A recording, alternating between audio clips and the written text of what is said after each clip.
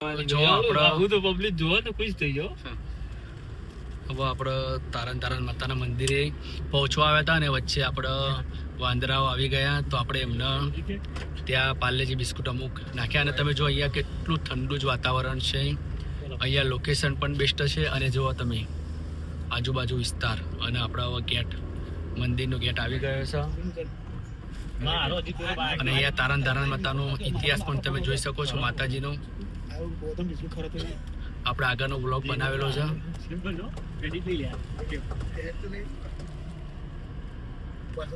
જો તમે best location છે અહીંયા.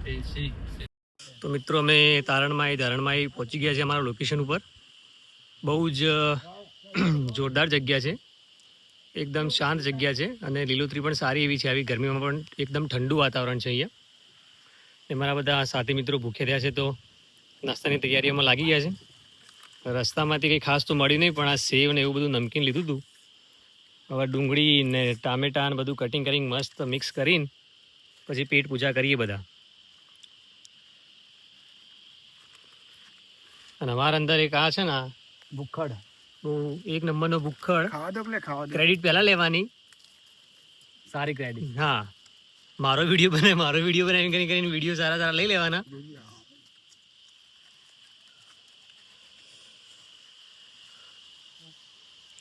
તમે જુઓ અહીંયા મોર ને બીજા બધા પક્ષીઓ પણ અહીંયા બહુ આવતા હોય છે.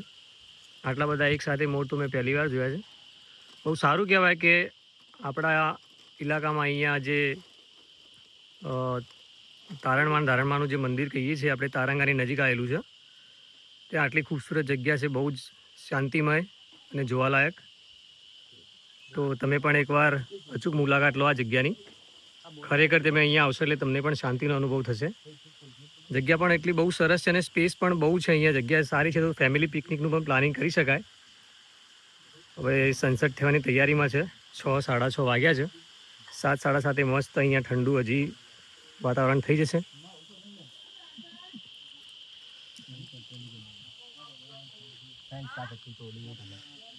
ત્યાં ઉપર મંદિર આવેલું છે ધારણ માતાનું. ત્યાં તમારે દર્શન કરવા હોય તો ત્યાં જઈ શકો. ત્યાં ઉપર પણ બહુ સારું એવું જોવાલાયક છે. ત્યાં મંદિર છે અને ગુફા જેવું પણ કંઈક છે ને ત્યાં ઉપરથી પણ વ્યૂ સારો તમને દેખાઈ શકે એવું છે. તો ત્યાં ઉપર રહીને પણ તમારે આ જગ્યાનો આનંદ લેવો તો લઈ શકો છો.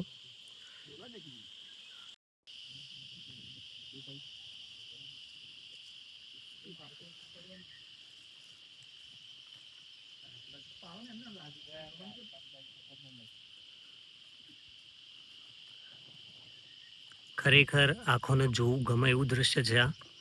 આટલા બધા મોર એક સાથે, આપણા રાષ્ટ્રીય પક્ષી જેને કહીએ છીએ, કેટલું જોરદાર કહેવાય કે આટલા બધા મોર એક સાથે જોવા મળે છે.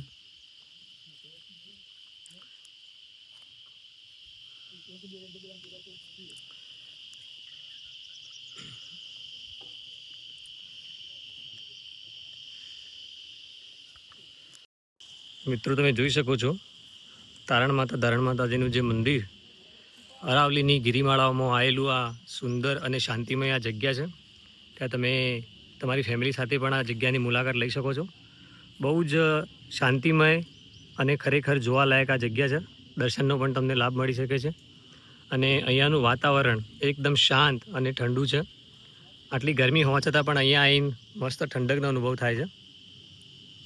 અને અહીંયા મિત્રો અહીંયા મોરને પણ તમને બહુ જોવા મળશે. જો તમે જોઈ શકો છો, આ છે પેલી બાજુ પણ એક 2-3 જેવા મોર છે અને એમનું આખું ઝુંડ છે અહીંયા.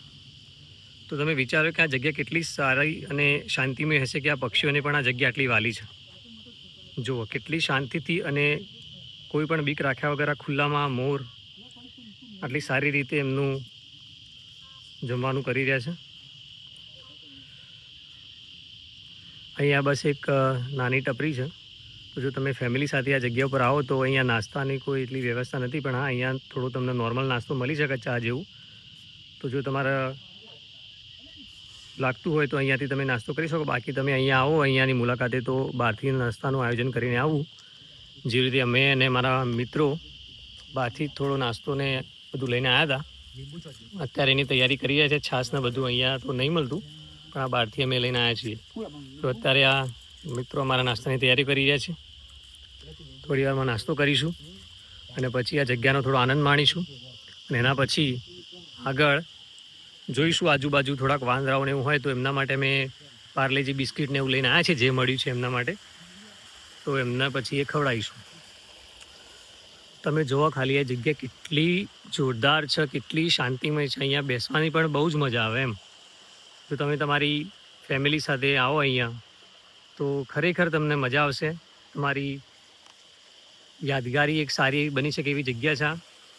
અને ઉનાળામાં આટલી લીલોતરી છે તો વિચારો કે ચોમાસામાં જગ્યા ઉપર કેટલી હરિયાળી હશે. અને હવે થોડા ટાઈમમાં સનસેટ થઈ જશે, સૂરજ આથમી જશે એટલે વાદળ પણ રંગોથી છવાઈ જશે અને અહીંયાથી ખરેખર એ નજારો જોવાની બહુ મજા આવશે. થોડી વારમાં હું તમને બતાવું કે સનસેટ થવા ટાઈમે આ જગ્યા કેટલી રોમાંચક લાગે છે. તો તમે વિડીયોમાં બનાવો, તમને આગળ બતાવીએ કે અહીંયા અમે શું અને સારું જોઈએ છીએ અને અનુભવ કરીએ છીએ. એ પણ અમે વિડીયોના માધ્યમથી તમને અનુભવ કરાવવાનો પ્રયત્ન કરીએ. વિડીયોમાં જોડાઈ રહો.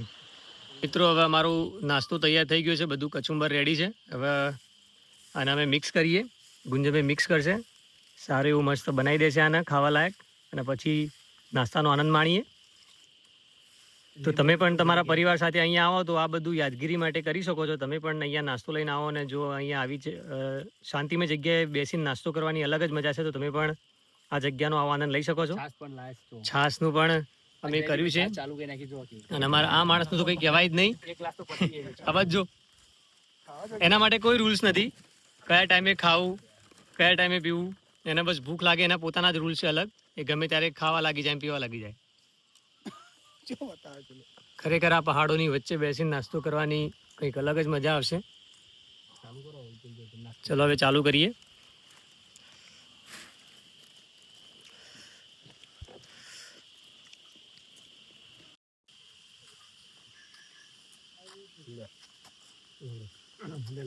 નાસ્તો કરી દીધો છે.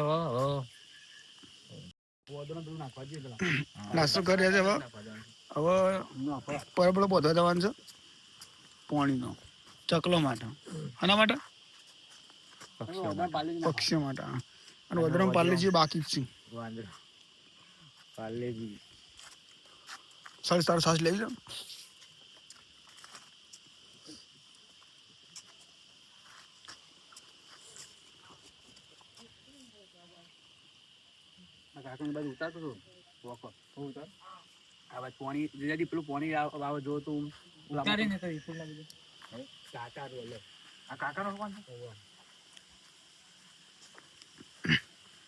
પાણી ગરજી નહીં.